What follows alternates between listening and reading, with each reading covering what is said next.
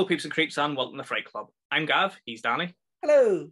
We are the Fright Club NI, and this is a brand new episode of Monday Night Frights. And on tonight's episode, just in time for Valentine's Day, we're talking about the 2001 slasher, Valentine! Oh! Hearts. I love hearts.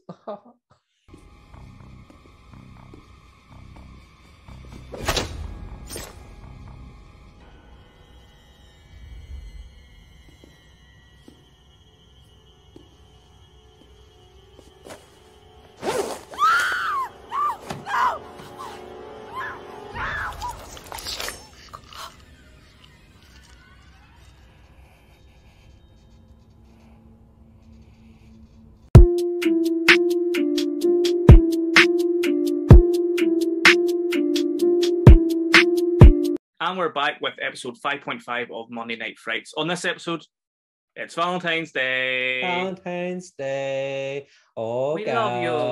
I love you, Danny. I love you, Gav. Mwah, mwah. We love you, our viewers. We love you all. Everybody. We're all lovey-dovey. You know what I didn't love? Didn't love this movie very much. How dare thou? How dare thou? I love. I rescind my love for you. Oh, I'm sorry, man. I love that we can have different texts. Absolutely. No, this is brilliant. It's going to be a fun episode. It's going to be a good one. I'm looking forward to talking about Valentine. Yes. Directed by Jamie Blanks, who is an Australian filmmaker. And before we even get any further into the episode and talk about the film, we've got something very special to announce. We have an exclusive interview with the director, Jamie Blanks, on the website. www.thefrightclubni.com. It's live on the website right now, so go ahead and check out that interview. Show us some love. Watch this video first. Yeah. Then once we finish up with this video, go on over to the website and read the exclusive interview with the director of this film. Yeah. And there was actually some really cool insights into how the film was made and certain scenes and things that is in the film that he didn't particularly want to put in the film, so that's interesting. We will probably talk about some of that stuff in the episodes, but I will try not to divulge too many secrets or insights that he's given us. You can go to our website to read the interview. So big up to Jamie Blanks. Thanks very much for giving us the interview. We really appreciate it. We love you. We love you. We love you, Jamie. Valentine's Blanks. Day. Hey. So anyway, yes. Wait, it is going to be This is dropping on Valentine's Day. Obviously, because we would never make everything in real time. We never make mistakes and drop episodes in the wrong days. Never drop them a That's day never earlier. Happened. That definitely didn't happen with Malignant. Nope. Not at all. We never make mistakes. We're professionals. But yes, so are you eating chocolate? Are you drinking wine? Are you naked? Ooh, if you are, happy days. Good if for not, you. Get naked. I'm naked now, Danny. So from the waist down. I'm from the waist down. There's nothing but cheeks. The fucking birthday suit. No, let's stop talking dirty talk now and let's talk about Valentine. It was released in 2001. It was directed by Jamie Blanks. He had previously directed a slasher movie a few years before this by the name of Urban Legend. Ah, yes. Which, Danny, you've seen it, yeah? Yes, I have. Great slasher, great slasher. Very much in the mold of Scream. It was released a couple of years after Scream. Scream obviously kicked off the rejuvenation of slasher films in the mid-90s, which lasted for probably 10 years after Scream, maybe a wee bit longer. But around this time we saw a lot of slasher movies coming out trying to look like Scream and copy Scream's formula. Valentine doesn't really copy that formula. It is definitely more of a throwback to a classic 80s slasher rather than the kind of clever meta slasher that Scream was. Yeah. This was the first time you'd seen Valentine? First time for me watching it, and I appreciate you said there about it tries to call to that kind of 80s slasher notion, and I do enjoy that aspect of it, and I enjoy there is a few bits in there that are a bit kind of Scream-like, and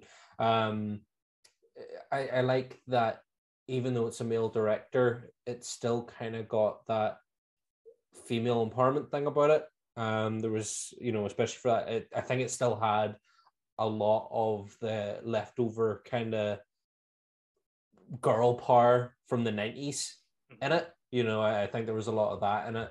But it just what it had to say in the main narrative, and ultimately who the killer and all was, I was like, right, okay.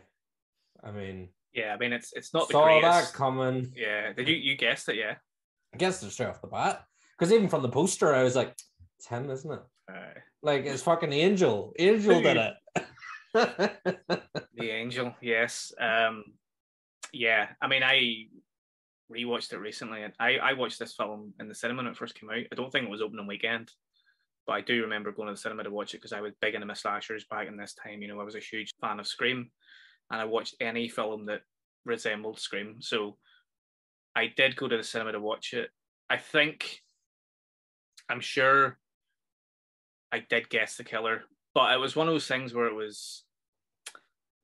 you're always guessing, oh, it's him, it's her, it's that. So you're going to guess who the killer is at some point.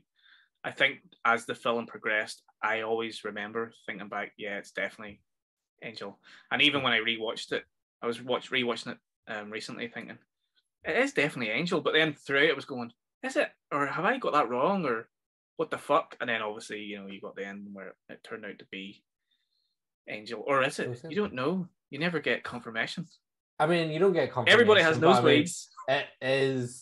It's confirmation. And for me, I mean, we are going to talk about it, but that ending as well, just where she's like, Kate's all snuggled up in his arms and his head's just like, and then the blood starts to drip down her face, but she doesn't really seem to react to it, and she's just like, I'm like, fuck off.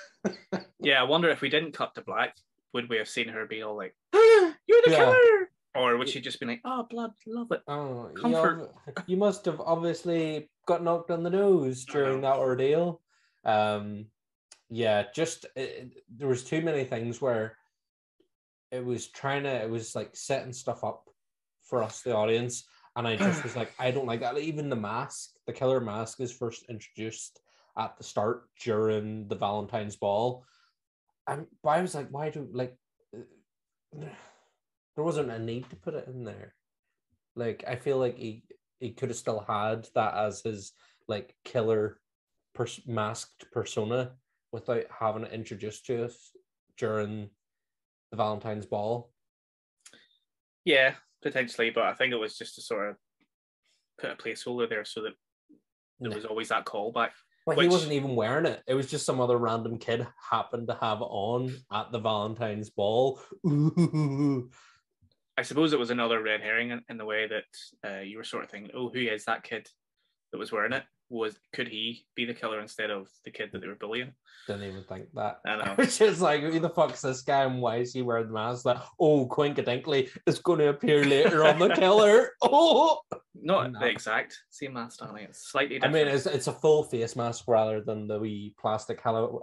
No, well, it's obviously not Halloween, but wee plasticky mask. Yeah. No, that didn't sit well with me. Yeah, I mean, it's not perfect. There's definitely some plot holes, and there's some issues with the film. But again, Jamie Blanks in our interview on the website www.thefrightclubni.com, exclusive interview with the director that you can go over and check right now. In our interview, he does mention that he didn't have full control over certain things that happened in the film. He is proud of the film, and he said that he did his best with what he had, but he definitely didn't have full control. Yeah, I still think I feel like across the board, it's well put together, and there is good performances. All the actors put in good performances for it, and some of the kills are cool. Mm-hmm. But again, I was a bit like at the end, I was like, yeah, all right. It was just a generic kind of slasher that did pay. You kind of got some nice homages. You know what I really liked at the start was the kind of little homage to Carrie. I was kind of like, nice. Funny, Janine mentioned that as well, because when I was watching it, she was working, but she was sort of looking up every so often, and she said, "Oh, that's got to be from Carrie." She was very proud that she called out. She caught that one. Yeah, so fair play. But there's definitely some homages in there, and I love the mask. I think the mask is probably one of the best things about this film. The mask, I love the fact that it's a full head mask. It goes around the front and the back, and it's a lid essentially. Yeah. I liked it. I would have maybe liked it more if it had been like porcelain or something. I know because of the style of it, I would have liked, and then the blood coming down over porcelain would have been cool. Yeah. But it was just the way it was introduced to us. I was like, I would have rather the bag, he just appeared with it on, and we didn't see it in the context of like, oh, this is what the cherub's face looks like, because it's Valentine's Day, so we've got to see it in just everyday Valentine setting. I would rather it was like something a bit more solely for that, that it's that killer's thing, but it's not, because it's actually just part of Valentine tradition within that community. Well, this film was originally supposed to be directed by Richard Kelly, who would go on to write and direct Donnie Darko and release it in the same year. Which, Donnie Darko was a great film. Maybe we'll talk about Donnie Darko in a future episode of Monday Night Frights. Oh, I'm up for that. Maybe we won't, but we'll see. Big fans of Donnie Darko here. But yeah, so interestingly, Richard Kelly was supposed to direct it. He turned it down, and Jamie Blanks then was offered it. Now, Jamie's story as a director is quite an interesting one. I don't know if you know this. I did know this before I interviewed him. He does talk about it in the interview a little bit, but he is a composer, and he went to film school and, did that whole thing, made some short films and stuff. But he got an early draft of Scream before Wes Craven was attached to the film. And obviously he loved horror films. He talks about some of the horror films that he loved growing up in the interview, but he loves horror films, and that spurred him on to want to do something similar in the same vein of Scream, because he was a massive fan of Halloween and stuff growing up. And then he also read the script for I Know What You Did Last Summer, which came out shortly after Scream, which, was another big slasher at this time, and it still is, I think, a great film. There was actually a short-lived series recently, which got mixed reviews. I haven't seen it yet, but it got mixed reviews. I know it didn't get kept on for season 2, which is a shame. But yeah, I love the original film. And he read the script for this, and he made a teaser trailer with some of his mates before the film was ever made and before there was ever a director attached to it. He made a teaser trailer to try to get the job. I haven't seen the trailer that he made. I don't know if it's easily available on YouTube or whatever, but if it is, we'll put it up somewhere and we'll put links to it. But apparently it cost a couple of grand, $3,000 or something, I think it cost. And he made this trailer for a film, just a script that he'd read, just so that he could get a job. Now, he didn't get that job for I Know What You Did Last Summer, but from this trailer, it got him, it got some eyes on him, and it was one of the things that helped him get the job on Urban Legend, which I think is a pretty crazy story when you think of it. Like, pretty good way, obviously, just taking the own initiative to put yourself out there, by doing a passion project, basically. Yeah. And it was one of those things where somebody else was connected to Urban Legend and they dropped out, and then he was available, I think. And, he made Urban Legend, brilliant film, great cast, very much in the same vein as Scream, as we mentioned before. And then that kind of put him on the map, and he was able to make this a few years later, which, I don't think this is quite as good as Urban Legend, and I think he would admit that himself, and most people would admit it, but, it's still in the same kind of ballpark. But yeah, I just love that story, that he made the trailer, and then he ended up actually making a slasher. The film is based on a novel by Tom Savage. I've not read the novel. Apparently it's very different from the final script. I'm trying to think now in my research, was the original scripts even close to the novel? This script, did go through many versions, as most scripts do. And I know that Jamie did have his hand in the final script, obviously being the director. But I'll have to poke out the novel and see if because apparently it's a very good novel, so I'll have to see how close it is to the film. Pretty sure it's very different. I would say, as we said, it sort of this year I feel like plays off a lot of what's come before. And yeah, I'd be interested to hear what the differences are between this and the original book. Yeah, I think there was quite a few different writers on this film. Mm-hmm. There was the original script, that I think was written by two people, and then there was two script writers came on to kind of revise it once it started getting looked at and was picked up by a production company. Gretchen Berg and Aaron Harberts were writers on. They've worked on Star Trek Discovery, but previous to that, they'd worked on stuff like Pushing Daisies, and they'd worked in TV mostly. So they did a draft, which was the one that they used. And obviously then whenever they went to shoot it, they changed certain things and tried to rework it, as most scripts do. But the budget was about 10 million. Okay. But, you know, a lot of people think this film was a flop. It wasn't a flop, man. It made like nearly 40 million. I think it made about 38 million. Right. So, you know, that's good money for Oh, yeah. It's slasher. A good return on it, yeah. You know, it's nowhere near, I think, what they were expecting, or certainly certain films around this time was making. But, you know, I hate when people say, oh, that was a flop. It's like, what are you talking about? No, it's not a flop. It's actually done quite well. Yeah. You know, and, you know, I think it's quite an overlooked film. And it's worth a watch. Yeah, if you're into your slashers and stuff, it's definitely worth a watch. And there is some great stuff in there. There's, as I said, the acting is solid. There's some great, I think the Valentine cards are fantastic. Like, I think those as wee props are really, really good. I would have just liked to have seen, I think one of my biggest things with it is, like, I hate it when a antagonist is like over explained, or, you know, they kind of go too much into them. But this film, I think, falls short in that we don't really get enough. Like, yes, we see his reason for what he's doing, but we don't really get anything more about what he's up to whilst he's like exacting his revenge. And I would have just maybe liked a wee bit more of that, or maybe a bit more about the mask, like even a flashback to when he's getting like the shit kicked out of him, and when he looks up, the only thing he can see staring over him is that other person that's at the dance with the mask on. There was just something to give us a bit more, because I mean, we're supposed to be kind of on all the female characters' side against this slasher, but you almost aren't really on anybody's side, because they were all kind of bar Katie, and ultimately he gets Katie in the end anyway. But like, they're all assholes to him as well. So you're kind of like, who am I with here? You know? Yeah, I think it's one of those things where obviously in the opening scene, which is amazing.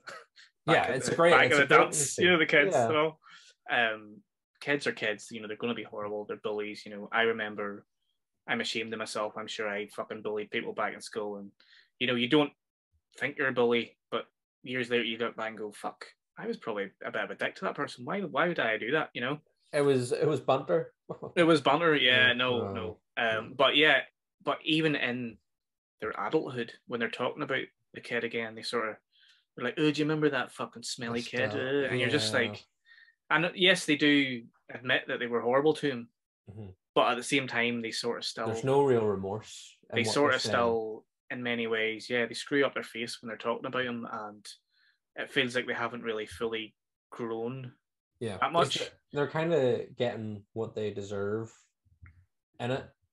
I actually, you know what, I really enjoyed the opening sequence when he's kind of going around the dance, asked them all to dance with him, but then it's intercut with like his yearbook with all the wee notes written around them all, and I was like, that's really cool and great way to set up all the characters and stuff.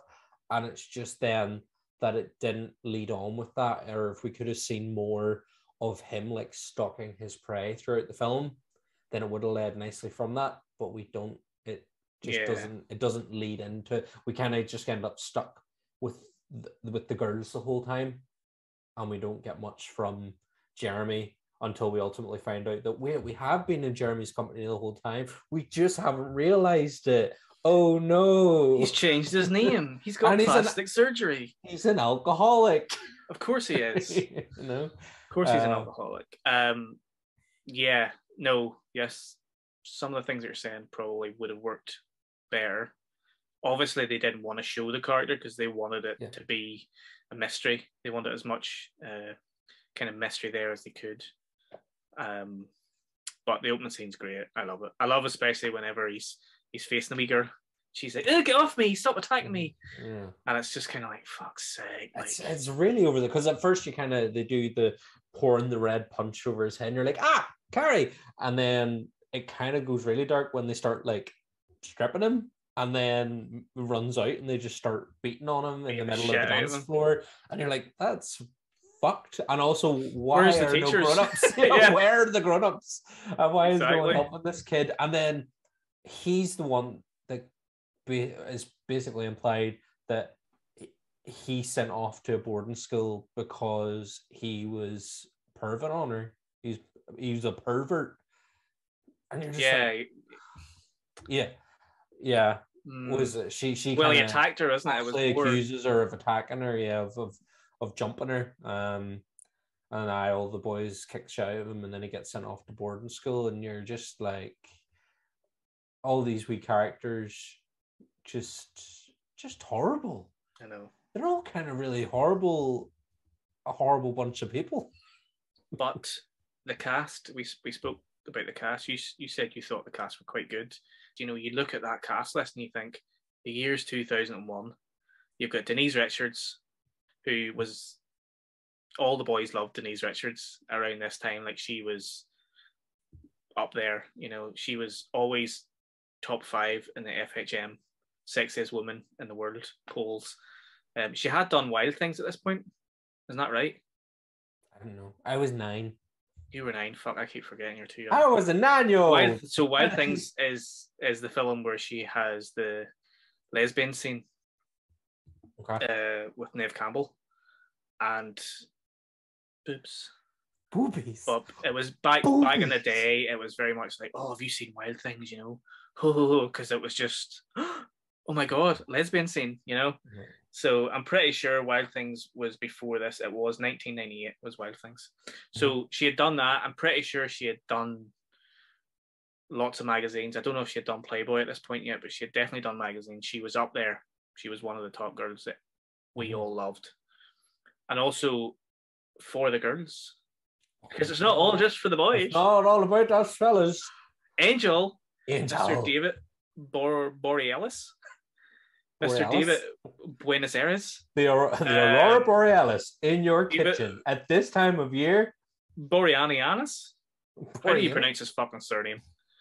David Boreanaz. Is that it's Angel from Buffy. Angel. Let's just call him Angel. Angel from Buffy. As soon as I can never remember his name, but it's Angel from Buffy. Angel. Yeah, he was massive star as well. This time, obviously, Angel or Buffy was huge, and then Angel came out as well. Yeah. And he was a massive male star.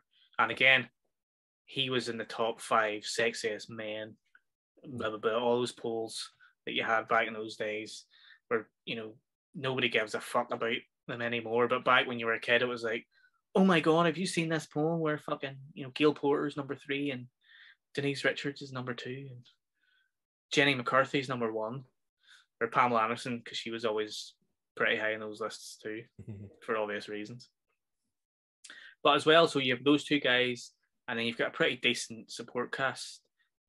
You've got Katherine Heigl is in there, you know, one of the opening scenes in the present day. Now, she hadn't become such a massive movie star yet. I think at this point she was on Roswell at this point, I think, is where she sort of hit it big, and then she had done a couple other films shortly after this. So she wasn't quite at her peak yet. It was certainly before Knocked Up. But, you know, big star in the making. And she could only do this. I think it only took her like a day or 2 to film those scenes because she didn't have any time to film them. So, you know, they filmed her scenes quite early on, and she was away filming Roswell again. But yeah, she would go on to be a massive film star as well. And then you have Marty Shelton, who is Kate in it, who would go on to star in Scream as Deputy Hicks, and who is also in the new Scream as Deputy Hicks. Well, Sheriff Hicks. She's not a deputy in the new one, but yeah, she's really good. I've always kind of liked her, and she's been a bit part in a lot of kind of comedy films around this time and stuff, and she's done loads of TV as well, so she's very good too. And there's a pretty decent cast, cool stars in it as well, faces that you might recognize from lots of TV around this time. So a pretty decent cast. I will say though, the cop, the sleazy cop, old sleazy, and again, his face. He's one of those faces that he's in a lot of stuff. Like you just see him and you go, that guy. He's in a lot of stuff. But yeah, his whole thing, like that whole moment was like, could you just stay behind to talk to me? And you're like, he's gonna be just being a creep, and he does exactly what you think he's gonna do. He's a creep, but it's fine because she girl bosses him. So she does. That's fine. And do you think they did that? Because for me, rewatching it now, years later, I was rewatching that thinking, why the fuck is that in the script? Why is that in the film? But do you think they did that because they were leading towards potentially having him as a suspect, or potentially having Denise Richards' character as a suspect because she was like so strong and was able to sort of talk back to him? I think it was maybe to kind of show that she's more than just like the sexy one. Like she's not. Yes, she can be sexy, but isn't just a victim. She isn't a victim because of her sexiness. She can still stand up for herself and put even like a cop down in his place. So I think it was meant to give her character strength. But yeah, you're right. Like it doesn't really lead us anywhere apart from that. And it doesn't, like, I didn't feel like he was a suspect. I would have liked to have seen more of Kate's creepy neighbor, who rhymes at her, keeps like rhyming her name with stuff. And then we find out it's actually him who's been sneaking into her apartment and stealing her panties, and he gets killed by the Cupid killer. And a great death scene with the fucking iron. Aye, the hot iron is always sitting there. I would have, and that's again, I think the kind of early noughties were a time when we they kind of pulled away from showing too much gore. Like they would give us just enough, but then they would pull it away. They would, we would never see the punches land. But I would have loved to have seen that iron like smushing him. Mm-hmm. Yeah, there's not a lot of blood in this film at all. Really. No, I think the most blood we see is when the girl in the hot tub and the drill comes down and goes into her arm. We kind of get to see all the blood going out into the water, but that's kind of, and his nosebleeds. Obviously, the nosebleeds. It's about as bloody as we get. But as I said, I think it's because around this kind of time we saw a lot of kind of pulling punches, and it wasn't there wasn't the same kind of shock. I think the shock value wasn't quite as big. I think as well, that's kind of influenced by the slashers of the late 70s or 80s, where, yes, the 80s was, the decade of gore and splatter and stuff. Excuse me. But in terms of the slasher films, especially the classic ones, there's very little blood. And like Halloween, which for me is like the quintessential slasher film. That kind of really kicked off that modern slasher of this generation anyway. And it was one of the films that influenced Jimmy Blinks. But there's hardly any blood in Halloween at all. And it was more about the threat of having this killer hovering in the shadows and stuff. And Halloween does that really well because it's obviously set mostly at night. Valentine doesn't really capture the shadowy thing. There's a few scenes where it does, but in general, it doesn't really capture that. But I feel that maybe they were going in that direction where they didn't want to show a lot of blood. It has it kind of at the start, when Katherine Heigl's character is working on the body and she kind of hears the noise and she goes out into the hallway and, she ends up bumping into a classmate and it's all quite dark and stuff there. And you're kind of like, okay, they're going for this thing. But then suddenly, like a lot of kills happen kind of during the day or like in a lit up kind of gallery with all the screens and stuff around them. Yeah, I did like the gallery, the art show. The art show bit was cool, yeah. But I do feel like there was a lot of this was set during the day. I don't know if that was at me or... No, it just felt like there was a lot of it set during the day, and I think maybe, and I don't know if that was because of restrictions that they had at the time, but maybe if they'd said it more at night and kind of involved the shadows a little bit more and played with that, Could it you might have had imagine more of an impact. that Cupid face coming out at you from the dark? Like, that'd be spooky as hell. And even if it had come up under, whenever Catherine Hegel goes to like cut the stomach and it starts to breathe, I was like, ooh, ooh. And then all of a sudden she like backs up and the body comes out of a closet. And I was like, that's great. But then I was like, hold on a second. How the fuck has the person who's been on that metal table managed to like silently come off that metal table and scurry out of the room in that time? Well, the thing was for me was that the body that was under it that wasn't the corpse was the same color as the corpse. Yeah, pretty much, you know, maybe there was a slight change in shade, but it wasn't enough to confuse her, who, you know, would notice something like that. Yeah, trained. So, but interestingly enough, that's something that Jamie Blanks does talk about in our interview. Right. So go and check out in the comments below. I'll put a link below. But yeah, he mentioned that scene in particular, and you know, certain things was changed and blah blah blah. But yeah, that's actually, I did enjoy that scene, and I remember whenever I was rewatching it, I was thinking, "Fuck yes, the dead body! Of course, that change is great.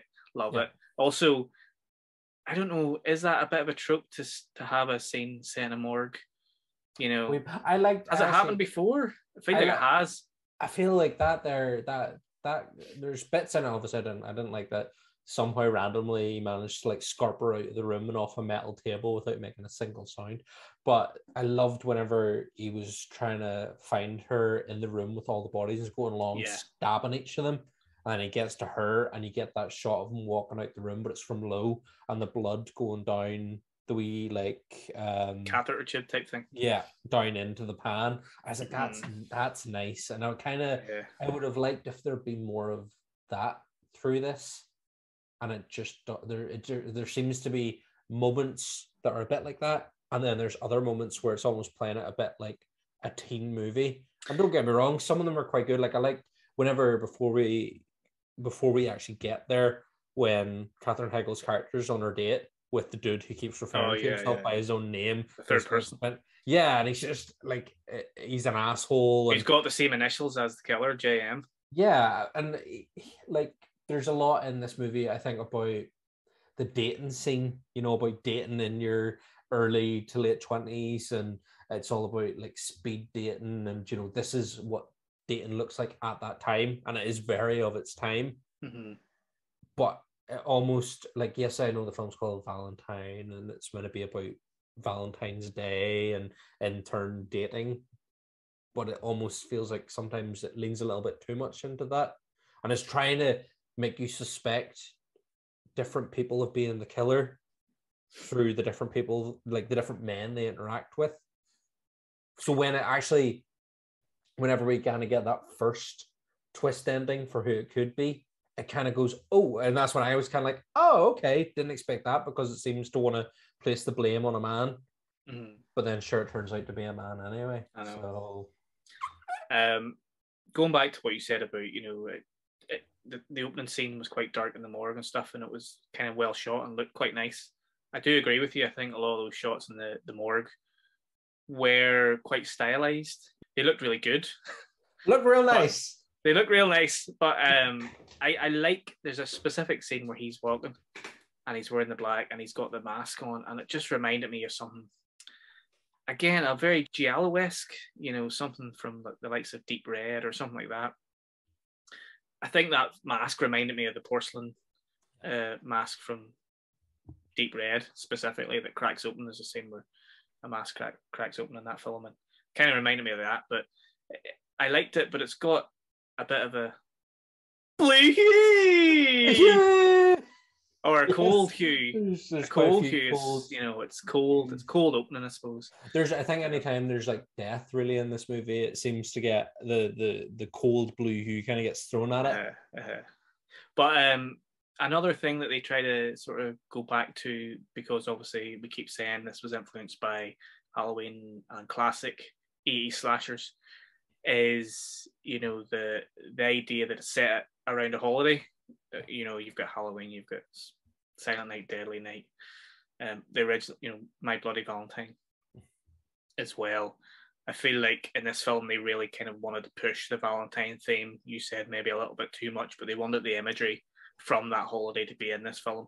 I would have liked if they tried to do it more. Like I like I said, I like the cards. I really like the wee pulley tab cards, and I love whenever they get the chocolates and there's maggots through the chocolates. And if they'd lent into more of those kind of hallmark Valentine tropes, I think that would have been cool. But because they kind of focused then instead more on what at that time was modern dating, then it doesn't work for trying to give us potential potential leads for who we think could be the killer, because there's then kind of too many, and you're like, well, they don't really know that person because they've only interacted the one time during a speed date, and we don't know that person because we've only seen him in a dating tape. Dating tapes? Having a request a date tape, whereas now we're just Tinder, like boop, boop, boop. Do you think, I kind of think maybe a lot of that was filler? You know, they were trying to just get the characters, the girls, to interact with each other, and they wanted their character to come out on screen. And in that dating scene, you get the fact that, you know, Paige, who's Denise Richards' character, she's clearly quite brazen, and, you know, she's very cocky and she's charismatic, and she's got no issues with self-esteem. So maybe they wanted to push that a wee bit more. I think so, and it's one of those things as well with the kind of characters. It's what kind of brings them all together, because I mean, apart from their dating lives and going to school together, what do they really have in common? Like, why are these people friends? They are very different, I will say that. Yeah. But you do often find that in films. Yeah, and again, like this, we get, you know, it's very obvious to us as the audience that, you know, the sexy one and the brainy one and the nice one, the rich one, and they actually, a point is then made of that later on in the film by the character, you know, the one who calls herself the fat one, by Debbie. And I was kind of like, okay, cool, like it's self-aware, they know exactly what their characters are. And then when it turns out that it's potentially she is the killer, then I was like, great, that's good development for her. But then they go and shit on that notion by making it Ian's. Well, it's just another twist, man. You know, you've got always to leave the audience wanting more. A twist and a twist and a twist. But I would have liked it if it had actually just been her the whole time, and we kind of had it strung along, because she does seem to be being, you know, she's being played by this man who wants her for her money and her friends. You know, she doesn't feel a part of the friend group because she's just sort of there to be the fat one. And if we kind of see more development within that, and, you know, if they played it on, she's that racked with guilt after all these years for what she put Jeremy through, then you know, maybe didn't have enough time to play on those little things. It kind of all seemed a bit rushed in the end when she admitted that. And it would have been interesting had they switched that around and it was him that toppled down wearing the mask, and then she comforted her friend. But it's interesting when you flip it like that. But I like the aspect that they do, you know, do the very much a trope of a lot of horror films, and we've talked about it in previous episodes of Monday Night Frights, the childhood trauma. You know, it's something that happened in your childhood that sort of sticks with you, and then in a way turns you into a psychotic killer. I just don't like the way they kind of, like, his whole kind of wee dialogue at the end when he's sort of cuddling Kate and he's going to her, you know, maybe friendship wasn't enough and it's been with her for so long and she snapped, and it feels like it was wedged in there at the end for it's his confession without him actually explicitly confessing it. You know, like, he's trying to put it on her, but it's actually his own confession of what he's done. But it just didn't, because it's right at the tail end of the film before it goes to black, it just feels a bit kind of squished in there. Interesting. I think I would have rather, if they'd done it, like, just not have him say anything, just have her kind of be like, I'm so sorry for the way I act and I can't believe we've survived all this. And he goes, oh, it's all right. And he's giving her a squeeze, and then the bloody nose, and then cut it, because then we kind of go, oh. I feel like the film, you know, obviously it could have been a bit more scarier. Like, I don't feel like it's a scary film at all. And even during the scenes when you have the fight scenes, you know, just pre-kill, etc., you don't have that. You know, you're not really getting any real sort of tension, and I feel like they maybe could have done that a little bit better. And there is a few sort of fake jump scares in there, which some of them work, some of them don't. But I feel like they definitely could have pushed those a little bit further, just to keep the audience kind of on their seat a wee bit more. So that's one thing that they maybe could have improved a little bit. But again, maybe they didn't have the time, or you know, they were sort of rushing a wee bit. But you spoke about the chocolate scene with the maggots. I thought that was fucking great. I thought it was quite a funny scene. Like, it was just kind of like, fuck, that's quite clever. It's good. I like the idea that he sent them presents and cards and stuff. I think, as you said, I feel like that could have been pushed a wee bit further, and they could have kind of done a little bit more with that. I suppose they didn't really want to fall into the kind of, you know, that thing that you see a lot in serial killer films where they write notes, you know, cryptic notes, because that's been done way too many times. It's been done to that, but I think they could have, you know, rather than making it, you know, there's a bit of a commentary about dating in this film, but instead flip that and make it a commentary about the commercialization of Valentine's. You know, I think that would have been a far more interesting kind of take on it, just because of how cool, like, those cards look really nice, they're really intricate, and they've got lovely wee pros on. And then when you open up, it's actually, the pro turns really sinister, and they've got the wee tabs that move. The parts, like, I love Katherine Heigl's one where it's when she pulls the tab down, it reveals that it's actually a surgeon slicing the girl's throat. I was like, fuck, that's, you know, that's cool. That's a really cool looking card. It's clever, and you know, that's kind of influenced by the Haunted Mansion ride. Yeah. Where in the elevator for the Haunted Mansion, you see the pictures, and as you go down the elevator, the pictures stretch, and you see all the bad shit that's actually happening, you know, which is hidden initially. So that's a clever idea, and yeah, that'd be cool. That'd be cool if you could get those, or if you could make them your own or something. I'm sure they're out there somewhere. There's bound to be someone on going Etsy. to have. Even there's bound to, I bet there's some prop owner. If you're the prop owner of the Valentine cards, let us know in the comments below. Please do. Send them to us, Danny. We do love a good jump scare. Now, I like the odd jump scare. I don't like when it's just full of too many jump scares. It has to be done. We don't need a jump scare for the sake of a jump scare. There's a great jump scare in this involving a head, which reminded me a little bit of the classic severed head jump scare from Jaws. Are you going to say Jaws? Yeah. It's the cop, isn't it? When she goes out to the back garden, and there's a pool, there's like a koi pond. Yeah. And she's looking for the phone. Is that right? Did she hear his phone or something? There's something. Is it a walkie-talkie or something? Maybe something. And she goes, and then the head comes around, and it is very reminiscent of the jump scare from Jaws, which is classic.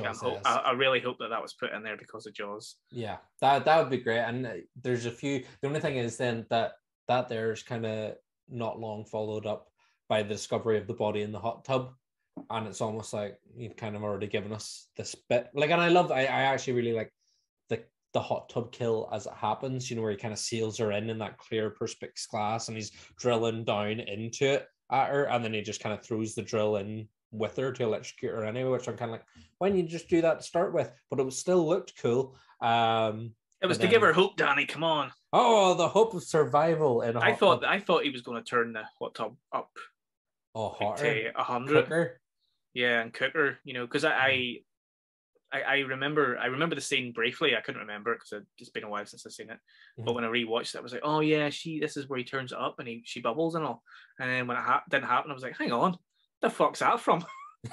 But I've definitely seen that from some sort of slasher film. Yeah. If you know, mention in the comments below what horror film features somebody being cooked alive in a hot tub. It's bound. I feel like I've seen that recently. I don't know. 100. It's definitely been done. 110%. It's been done before. But that there is a good. That's actually a really good scene, and I think that's one of the best scenes in the film where they're able to build the tension up just before the kill, and it's probably one of the best kills in the film for me anyway. But another great thing about this film, you know, is the soundtrack. Come on, Danny, a bit of Marilyn Manson, even though he's a cunt.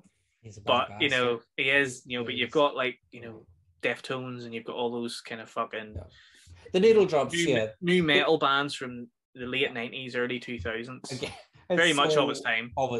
It's so of its time. And the soundtrack itself, like the music and stuff, the music that kind of plays over the opening of it and stuff, it's good. I liked it. I thought the soundtrack was quite good. Yeah. No, it was nice to hear those, because it brought me back to a simpler time. Being a teenage when I was into all that, dude. and I was like, oh fuck, man! Like, do you remember when movies just had like rock song, like metal songs? Just over the credits. I know, and just like random scenes. And one of the things that I wasn't a fan of was they did try to drop some red herrings in there, and I don't think a lot of them worked. The whole guy with the same initials who they were on a date with. And the same again later, and he's acting all weird. There's a moment where he turns up at the art show. Yeah. And they're all talking, and they look, and I think it's either just before or just after the cops mentioned him, and then he just sort of smiles, and then a smile drops, and he's really evil looking, and he walks away, and you're kind of like why that wouldn't happen? Why is that done? Obviously, it's done because it's supposed to make us believe that he could be a potential killer, but doesn't really work. And I think a lot of the red herrings don't really work. No, even like Kate's neighbor and stuff, I think we're supposed to maybe suspect him, but again, just didn't sit. It was there was too many kind of men thrown into the mix, and the one you kind of think is Debbie's sort of, the fella that's playing her for money and all. You kind of think maybe him. There's that whole kind of bit where he, she's asking him to go down and fix the hot water, get the heating sorted and all, and he's kind of being a real dick about it. And you're kind of like, right, could it maybe be this guy? But then also, again, that kind of fizzles out kind of anticlimactically. Mm-hmm. Yeah, I mean, that isn't what the film is. It's not Scream. There isn't a mystery killer that you have to guess. It's not Scooby-Doo. That wasn't the point of the film, Definitely some flaws, but in general, I have a lot of love for this movie.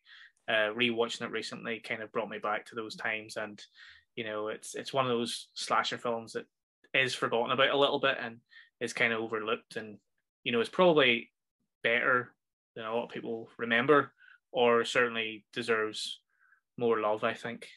Because it's Valentine's Day, Danny. It's Valentine's Day. It's Valentine for Valentine's Day. It's a good popcorn flick, and definitely if you're at a loss for something to do this Valentine's Day with whoever you're spending the day with, or if you're just on your Todd, go watch Valentine. It's good popcorn flick. Definitely do. Yeah, you wouldn't be wasting. I think you can rent it on Amazon. I think I rented it. $3.49. Yeah. On Amazon. It's not on Netflix. This episode brought to you by Amazon Prime. But yeah, so I think pretty much that's all the time we have for this episode of Monday Night Frights. Just a gentle reminder to, if you've watched this episode, please go to the website www.thefrightclubni.com and go and check out our exclusive interview with the director of this film, Mr. Jamie Blanks, who was very kind to give up some of his spare time to answer questions that he's probably been asked 100 million times over the last 20 years. But he does give some insights into the film, and he gives a couple of funny stories, and he tells us how it happened and stuff. And there's some good questions in there. So please check that interview out. As always, go and follow us on Twitter at The Fright Club NI. Follow us on Instagram at The Fright Club NI. Yes. And subscribe to the YouTube. Do. Like, hit the bell, comment, subscribe, hit the bell, comment down below. Let us know what you're watching this Valentine. Something spoopy, something thrillery, maybe something not spoopy or thrillery at all. Yes. But probably spoopy thrillery if you're here, I imagine. Yeah. I think My Bloody Valentine is kind of the classic. Yeah, is the go-to film. Could we not just watch all horror films through the romantic lens though, and just, the likes of Leatherface? Is he not just in search of love? Is he? Some lovely skin. He just wants to be close to people. Exactly. Mother. Actually, my final thought on this, when the film first opened and we had the incident with the son, I got one of the thoughts that came into my head is this going to be a Mama Voorhees situation? Is it going to be, you know, a vengeful parental figure who's going to be going out and killing these people? That idea was quickly extinguished once it started, but there was a small notion. So there is paternal love out there. So you might want to go watch Friday the 13th. Do that. Yeah. So that's it. That's all we've got time for. Happy Valentine's Day. Happy Valentine's Day, everybody. Mwah. We'll see you in 2 weeks. All the best. Bye. Bye. I thought you were going to get a tat out. Wait, you're just going to be like, oh! I can't even do the heart. Do the heart, Danny. Do the heart. Yeah, it's okay. Do the hustle. Dun, dun, dun, dun, dun, dun, dun, dun.